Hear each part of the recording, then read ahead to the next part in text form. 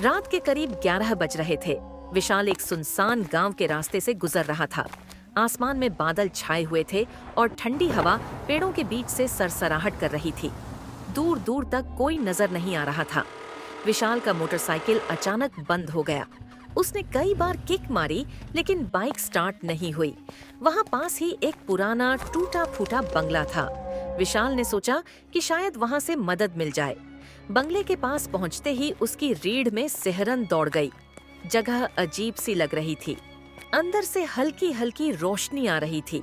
हिम्मत जुटाकर विशाल ने दरवाजा खटखटाया। दरवाजा धीरे धीरे खुद ब खुद खुल गया। अंदर एक बूढ़ी औरत बैठी थी जो लालटेन के उजाले में कुछ पढ़ रही थी। उसने विशाल को देखा और ठंडी आवाज में पूछा, क्या चाहिए? विशाल ने अपनी समस्या बताई। बूढ़ी औरत ने उसे अंदर आने को कहा। जैसे ही विशाल अंदर गया, उसने देखा कि दीवारों पर अजीबोगरीब चित्र बने हुए थे। उन पर खून के धब्बे जैसे निशान थे। बूढ़ी औरत ने कहा, रात यहीं रुक जाओ, बाहर जाना ठीक नहीं। विशाल ने अनिच्छा से हाँ कर दी।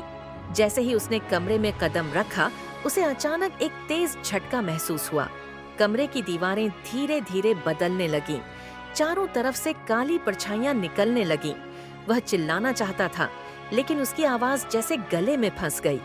बूढ़ी औरत अचानक गायब हो गई और उसकी जगह एक भयानक आकृति प्रकट हुई। वह आकृति धीरे धीरे विशाल के करीब आ रही थी। विशाल ने भागने की कोशिश की, लेकिन उसके पैर जैसे जमीन से चिपक गए। आकृति ने एक डरावनी हंसी के साथ कहा, तुम्हें यहाँ आना नहीं चाहिए था। अब तुम कभी वापस नहीं जा सकोगे। अगली सुबह गांव वालों ने विशाल की बाइक को उस बंगले के पास देखा, लेकिन विशाल का कहीं कोई नामो निशान नहीं था।